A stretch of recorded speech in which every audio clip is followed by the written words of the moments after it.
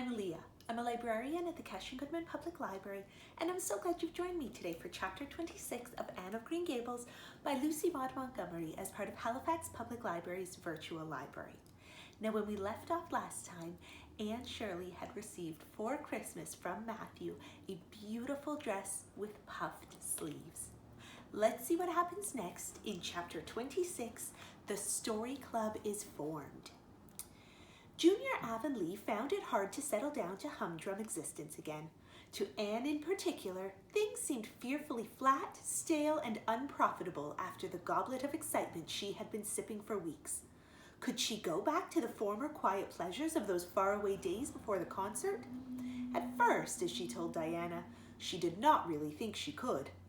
"I'm positively certain, Diana, that life can never be quite the same again as it was in those olden days," she said mournfully, as if referring to a period of at least 50 years back.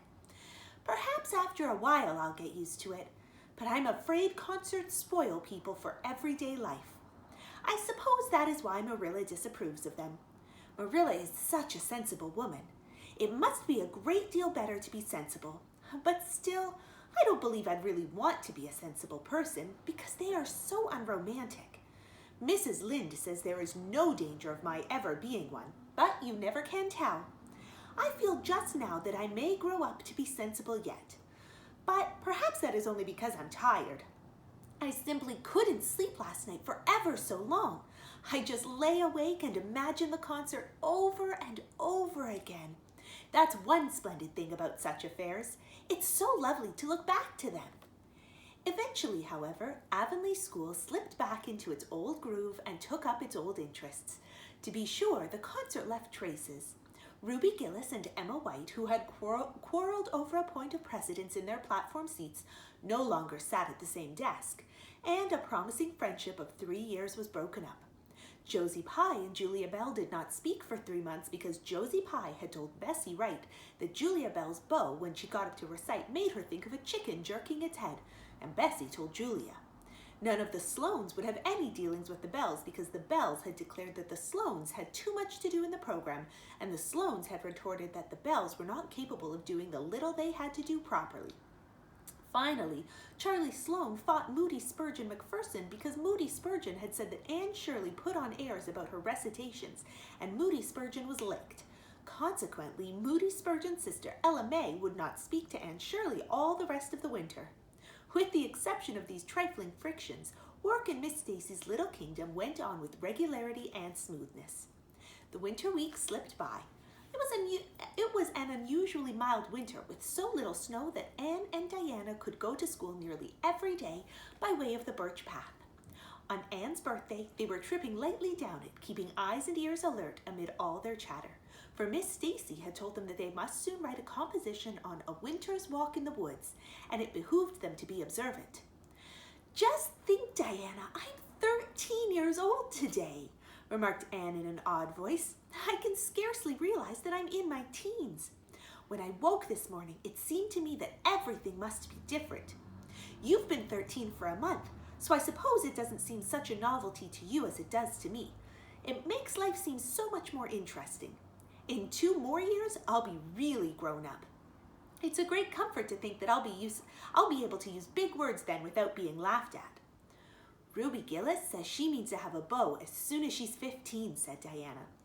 "Ruby Gillis thinks of nothing but beaux," said Anne disdainfully. "She's actually delighted when anyone writes her name up in a take notice for all she pretends to be so mad.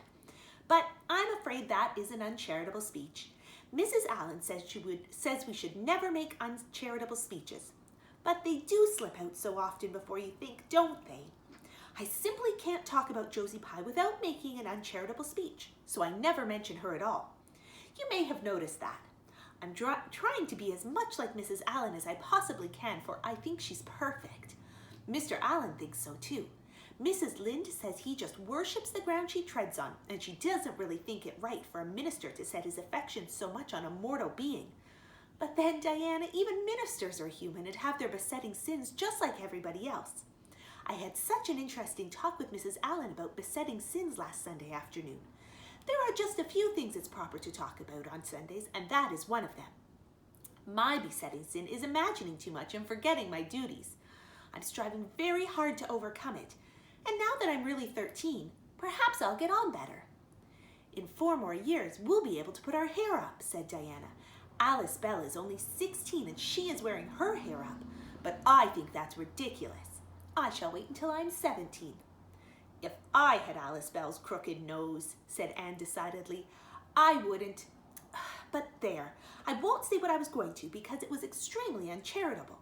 Besides, I was comparing it with my own nose, and that's vanity. I'm afraid I think too much about my nose ever since I heard that compliment about it long ago. It really is a great comfort to me. Oh, Diana, look, there's a rabbit. That's something to remember for our woods composition. I really think the woods are just as lovely in winter as in summer. They're so white and still, as if they were asleep and dreaming pretty dreams. I won't mind writing that composition when its time comes, sighed Diana. I can imagine to write about the woods, but the one we're to hand in Monday is terrible. The idea of Miss Stacy telling us to write a story out of our own heads? Why, it's as easy as a wink, said Anne. It's easy for you because you have an imagination, retorted Diana. But what would you do if you had been born without one? I suppose you have your composition all done? Anne nodded, trying hard not to look virtuously complacent and failing miserably. I wrote it last Monday evening. It's called The Jealous Rival, or In Death Not Divided. I read it to Marilla and she said it was stuff and nonsense. Then I read it to Matthew and he said it was fine. That is the kind of critic I like. It's a sad, sweet story. I just cried like a child while I was writing it. It's about 2 beautiful maidens called Cordelia Montmorency and Geraldine Seymour, who lived in the same village and were devotedly attached to each other. Cordelia was a real brunette with a coronet of midnight hair and duskly flashing eyes. Geraldine was a queenly blonde with hair like spun gold and velvety purple eyes. I never saw anybody with purple eyes, said Diana dubiously. Neither did I. I just imagined them. I wanted something out of the common. Geraldine had an alabaster brow, too. I found out what an alabaster brow is.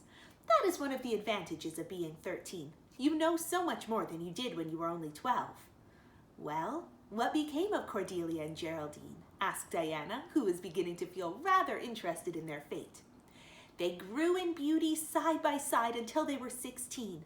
Then Bertram de Vere came to their native village and fell in love with the fair Geraldine. He saved her life when her horse ran away with her in a carriage, and she fainted in his arms, and he carried her home 3 miles because, you understand, the carriage was all smashed up. I found it rather hard to imagine the proposal because I had no experience to go by. I asked Ruby Gillis if she knew anything about how men proposed because I thought she'd likely be an authority on the subject, having so many sisters married. Ruby told me she was hid in the hall pantry when Malcolm Andrews proposed to her sister Susan. She said Malcolm told Susan that his dad had given him the farm in his own name and then said, "What do you say, darling pet, if we get hitched this fall?" And Susan said, "Yes, no, I don't know, let me see." And there they were, engaged as quick as that. But I didn't think that sort of a proposal was very romantic. So in the end, I had to imagine it out as well as I could. I made it very flowery and poetical, and Bertram went on his knees, although Ruby Gillis said it isn't done nowadays. And Geraldine accepted him in a speech a page long. I can tell you it took a lot of trouble with that speech. I rewrote it 5 times, and I look upon it as my masterpiece. Bertram gave her a diamond ring and a ruby necklace and told her they would go to Europe for a wedding tour, for he was immensely wealthy. But then, alas, shadows began to darken over their path. Cordelia was secretly in love with Bertram herself, and when Geraldine told her about the engagement, she was simply furious, especially when she saw the necklace and the diamond ring. All her affection for Geraldine turned to bitter hate, and she vowed that she would never marry Bertram. But she pretended to be Geraldine's friend, the same as ever. One evening, they were standing on the bridge over a rushing, turbulent stream, and Cordelia, thinking they were alone, pushed Geraldine over the brink with a wild, mocking, "Ha, ha, ha!" But Bertram saw it all, and he at once plunged into the current, exclaiming, "I will save thee, my peerless Geraldine!" But alas, he had forgotten he couldn't swim. and they were both drowned, clasped in each other's arms. Their bodies were washed ashore soon afterwards. They were buried in one grave, and their funeral was most imposing, Diana. It's so much more romantic to end a story up with a funeral than a wedding. As for Cordelia, she went insane with remorse and was shut up in a lunatic asylum. I thought that was a poetical retribution for her crime. How perfectly lovely, sighed Diana, who belonged to Matthew's School of Critics. I don't see how you can make up such thrilling things out of your head, Anne. I wish my imagination was as good as yours. It would be if only you'd cultivate it, said Anne cheerfully. Oh, I've just thought of a plan, Diana. Let you and I have a story club all our own and write stories for practice. I'll help you along until you can do them by yourself. You ought to cultivate your own imagination, you know. Miss Stacy says so. Only we must take the right way. I told her about the haunted wood, but she said we went the wrong way about it in that. And this was how the story club came into existence. It was limited to Diana and Anne at first, but soon it was extended to include Jane Andrews and Ruby Gillis and one or two others who felt that their imaginations needed cultivating. No boys were allowed in it, although Ruby Gillis opined that their admission would make it more exciting, and each member had to produce one story a week. It's extremely interesting, Anne told Marilla. Each girl has to read her story out loud, and then we talk it over. We're going to keep them all sacredly and have them to read to our descendants. We each write under a nom de plume. Mine is Rosamond Montmorency. All the girls do pretty well. Ruby Gillis is rather sentimental. She puts too much lovemaking into her stories. And you know, too much is worse than too little. Jane never puts any because she says it makes her feel so silly when she has to read it aloud. Jane's stories are extremely sensible. Then Diana puts too many murders into hers. She says most of the time she doesn't know what to do with the people, so she kills them off to get rid of them. I mostly always have to tell them what to write about, but that isn't hard, for I've millions of ideas. I think this story writing business is the foolishest yet, scoffed Marilla. You'll get a pack of nonsense into your heads and waste time that should be put on your lessons. Reading stories is bad enough, but writing them is worse. But we're so careful to put a moral into them all, Marilla, exclaimed Anne. I insist upon that. All the good people are rewarded and all the bad ones are suitably punished. I'm sure that must have a wholesome effect. The moral is the great thing. Mr. Allen says so. I read one of my stories to him and Mrs. Allen, and they both agreed that the moral was excellent. Only they laughed in the wrong places. I like it better when people cry. Jane and Ruby almost always cry when I come to the pathetic parts. Diana wrote her Aunt Josephine about our club, and her Aunt Josephine wrote back that we were to send her some of our stories. So we copied out 4 of our very best and sent them. Miss Josephine Barry wrote back that she had never read anything so amusing in her life. That kind of puzzled us because the stories were all very pathetic and almost everybody died. But I'm glad Miss Barry liked them. It shows our club is doing some good in the world. Mrs. Allen says that ought to be our object in everything. I do really try to make it my object, but I forget so often when I'm having fun. I hope I shall be a little like Mrs. Allen when I grow up. Do you think there is any prospect of it, Marilla? I shouldn't say there was a great deal, was Marilla's encouraging answer. I'm sure Mrs. Allen was never such a silly, forgetful little girl as you are. No, but she wasn't always so good as she is now either, said Anne seriously. She told me so herself. That is, she said she was a dreadful mischief when she was a girl and was always getting into scrapes. I felt so encouraged when I heard that. Is it very wicked of me, Marilla, to feel encouraged when I hear that other people have been bad and mischievous? Mrs. Lynde says it is. Mrs. Lynde says she always feels shocked when she hears of anyone ever having been naughty, no matter how small they were. Mrs. Lynde says she once heard a minister confess that when he was a boy, he stole a strawberry tart out of his aunt's pantry, and she never had any respect for that minister again. Now, I wouldn't have felt that way. I'd have thought that it was real noble of him to confess it, and I'd have thought what an encouraging thing it would be for small boys nowadays who do naughty things and are sorry for them, to know that perhaps they may grow up to be ministers in spite of it.